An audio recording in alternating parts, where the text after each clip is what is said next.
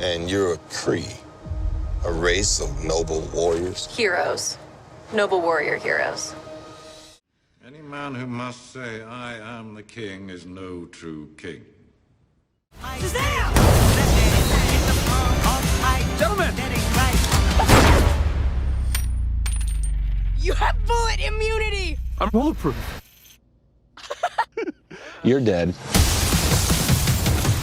Sorry about your window, but you're welcome for not getting robbed. Oh, hey, what's up? I'm a superhero.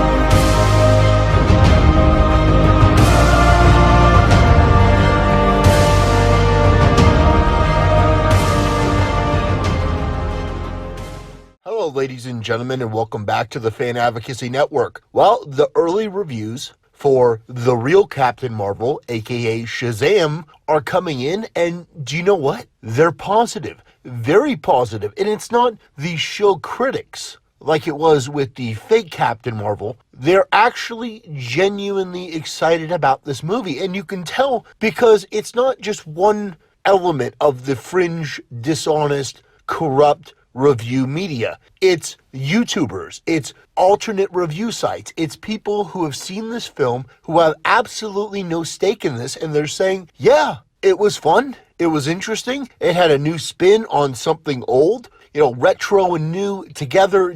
It worked. I've watched reviews from people like Tyrone Magnus and others, and a lot of the YouTubers, the review aggregate websites so far, and we get a general feel that this movie is going to be very well received. I would be shocked if the audience score differed greatly from what we see on the screen here. Now, if you contrast the marketing of Shazam to Captain Marvel, it's night and day. First of all, Shazam wasn't marketed as essential to anything else. So Shazam is just its own movie. You don't have to see Shazam to appreciate the next Justice League movie if it ever comes. Shazam marketed itself as lighthearted, as fun, as entertaining, as something of a romp for all ages.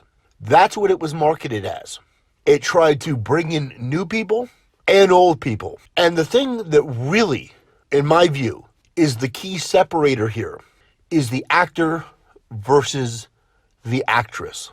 Zachary Levi, for all the silly things that he says, he came out and said, don't pick on Brie Larson for Captain Marvel. He said a lot of things in her defense. He seems to be a genuinely nice guy. And you know what? He seems likable. He genuinely, honest to God, feels like he cares about this role. And it's not just for political reasons. It's not, well, this role gives me so much power and I just want to share it with all my political friends. No, it feels like Zachary Levi actually can appreciate the gravitas and the weight that is the responsibility to the fans. Now, Brie Larson is an airhead. She's an absolute ditz. So she doesn't even care what the fans think. She doesn't care. It doesn't even enter into her purview. She is so far above you in her own mind that she doesn't care about saying racist and misandrous things on a campaign trail for a movie. She doesn't care about the fallback from that. She is thinking political. Because it's all about her. Because she is a classless, narcissistic person. Zachary Levi is not. He seems like a good guy. And the marketing for Shazam was all about Shazam. It was all about the movie. It was all about the funny moments. There were no clips of Zachary Levi going on late night talk shows or going to award conventions and patting himself on the back and talking about his brand of feminism, and this movie is going to be my activism and I'm only going to have black people in my press. No, none of that. None of that hot garbage. It was purely for the love of the movie. And you know what? That reflects in the final product. You may not think it does. You may not appreciate the full effect of what that brings. But the creative team and the marketing team working together to better the movie with no political idea in mind, no feminist activism, no, we need more diversity, just focusing strictly on the betterment of the characters in the movie and presenting an entertaining and, here's the key word, fun experience for everyone. That's the win. That's how you get success.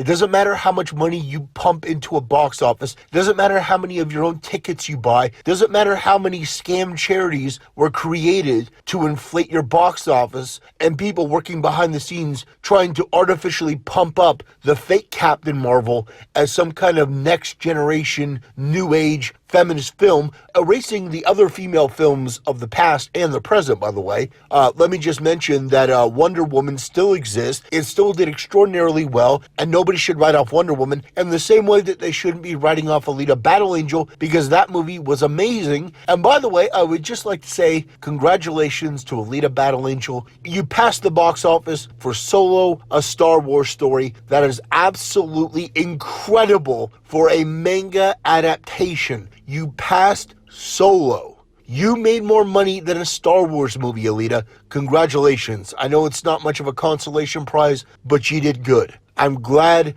that you got at least some recognition. You deserved a whole hell of a lot more. And I hope to God they do Alita Battle Angel too. I know Rosa Salazar has mentioned that she wants an Alita Battle Angel in a more Western style. I'd be down for that. I mean, at this point, I'd be down for anything that she does. She seems like a very nice person. So, ladies and gentlemen, looking at Shazam, we already see that the preview takings for this are 3.3 million so far. That's a pretty damn good start. Apparently, it's more than Aquaman and some other movies. So this is a great start, and I am rooting 100% for Shazam. I want this movie to succeed because there could be 1,000 different types of superhero movies. But the thing that some people, SJWs, have forgotten, and these are the people who watch the movies and the people who make them, superhero movies are about having fun. They're about telling interesting stories. They're about taking you on an adventure that you want to go on. It's not about cramming as much propaganda as you can. It's not about indoctrinating people, indoctrinating kids. I mean, SJWs have this weird thing about indoctrinating kids early. I mean,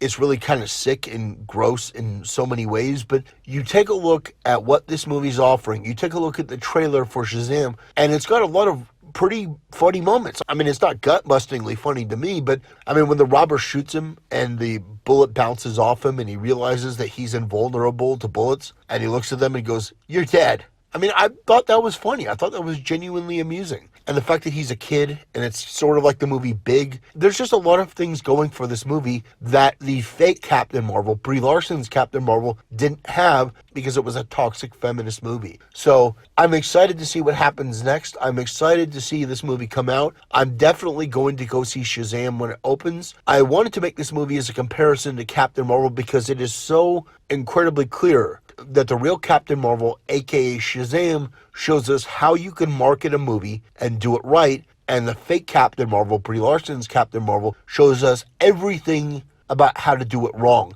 From the behind the scenes, to the marketing, to the creation, to the casting, every part of that movie is wrong. Except for Samuel L. Jackson and Jude Law. You can't really go wrong with those two. Those guys are, some of the best actors in the world. But other than that, and even with Samuel L. Jackson, it still suffers. Jude Law cannot save that movie on his own. I'll put it that way.